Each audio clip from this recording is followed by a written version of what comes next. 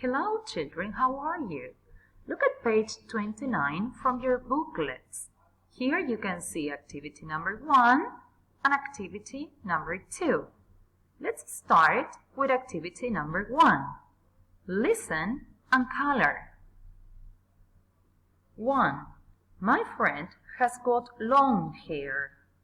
She has got brown hair and green eyes. Number 2. My friend has got short hair. He has got blonde hair.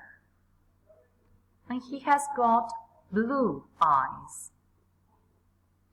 Number 3. My friend has got short black hair. She has got brown eyes. Number 4. My friend has got short black hair and he has got blue eyes.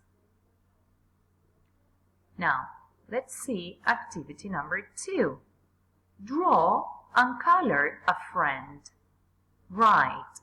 Here in this box you have to draw a friend. En este recuadro van a dibujar un amigo y lo van a colorear. Then you're going to complete sentence number 1. My friend has got blin blin blin hair. Okay, here you complete the color of your friend's hair. And sentence number 2. My friend has got blin blin blin eyes.